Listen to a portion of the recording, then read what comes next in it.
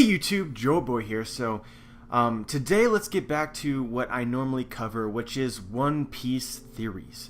You'll know that about a week ago I did a video in which I discussed souls in the One Piece world and how they could potentially relate to Big Mom's powers. But souls could be hugely important in the One Piece story for a lot more mysteries than I actually touched upon in that theory.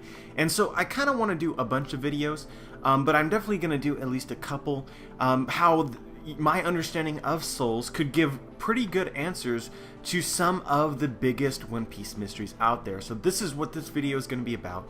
So if you haven't checked out that video, I suggest that you do. I'll leave it in the description. But essentially what you need to know from that is that a person's devil fruit ability seems to be tied exclusively to a person's soul.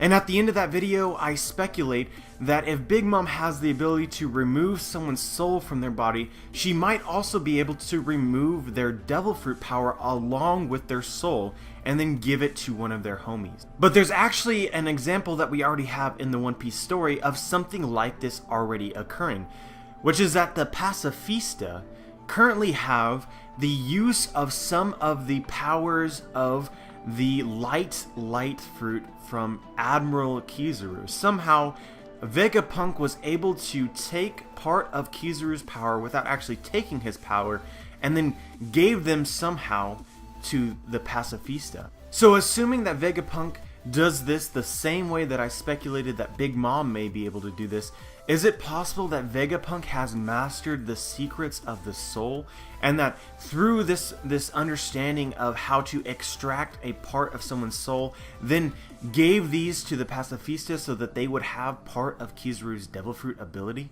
As I stated before in my previous video, it's very clear that a person's soul outside of their body would still possess that person's devil fruit ability. We can see this on multiple occasions, including Brook when he leaves his body and his soul form still has the powers of his devil fruit. And then again, Big Mom is able to remove her own soul and then separate it out into black blobs, and these black blobs are also able to use Big Mom's devil fruit ability. So it's very clear that a person's soul outside of their body is still able to use the devil fruit ability. Now let's use our imaginations for a second. What if Big Mom were to give part of her soul to a homie, to an animated object? We can already see that the soul outside of her body still possesses her devil fruit ability. So that same soul put into an object or a plant or an animal would then theoretically still be able to use that devil fruit ability. And I think this is a perfect example to illustrate my point, which is that if Vegapunk were to somehow remove part of Kizaru's soul and then put it into a Pacifista, that Pacifista would then still be able to use Kizaru's devil fruit, which would totally explain why the Pacifistas have the powers that they do. So I think I believe this. I think Vegapunk has somehow figured out how to extract someone's soul, similar to what Big Mom's devil fruit allows her to do. But is this all there is to it? Is there no other application of this potential discovery that Vegapunk may have made? Actually, no, there's another one as well, which is that Vegapunk has somehow figured out how to give inanimate objects devil fruit abilities. This is a breakthrough that is mentioned specifically from the story that Vegapunk figured out how to do, and I think that this can also be explained with Vegapunk's understanding of how to extract souls. As I've said previously, a devil fruit ability seems to in some way combine with a person's soul, because the person's body itself doesn't actually have the devil fruit ability, it's the person's soul. So if someone eats a devil fruit, the devil fruit sort of combines with the person's soul. And so with this being said, it seems really strange for inanimate objects to somehow be able to consume devil fruits, given that it doesn't seem likely that they possess souls. We must also ask ourselves, how would an inanimate object actually eat a devil fruit in the first place? And it's not as simple as just like taking like a knife or something and then cutting through a devil fruit, and then all of a sudden that knife has the powers of the devil fruit. That doesn't make any sense, because we've seen Khalifa specifically eat her devil fruit with a knife and a fork. So if it were as simple as just, cutting through the devil fruit, then her knife would have had her devil fruit ability and not her.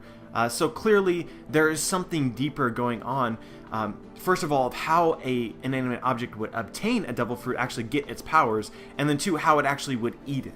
So I honestly think this supports the idea that Vegapunk has learned how to extract souls and then give them to inanimate objects. We can see that the pacifistas are robots.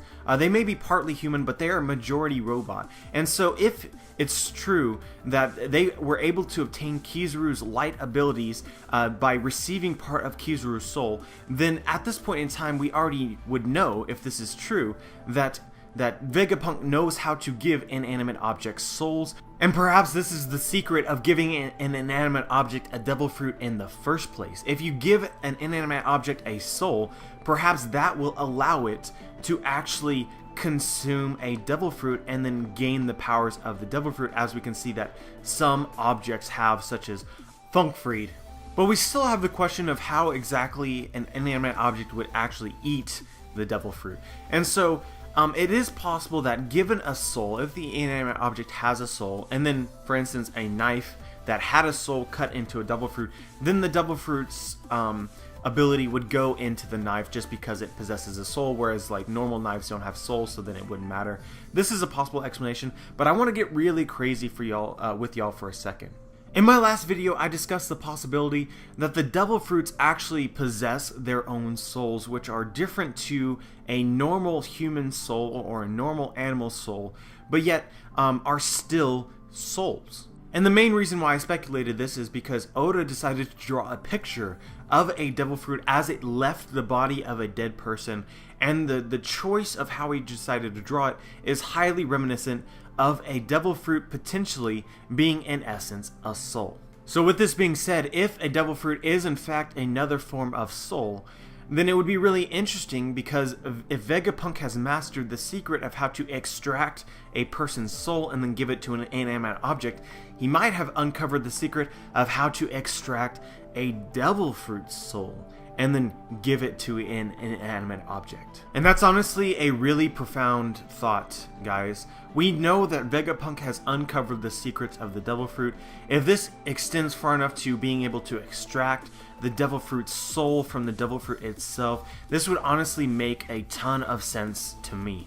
But yeah, guys, that's all I really wanted to talk about for this video. I have so much more that I really want to talk about in relation to souls and how they could potentially answer many of the mysteries in One Piece.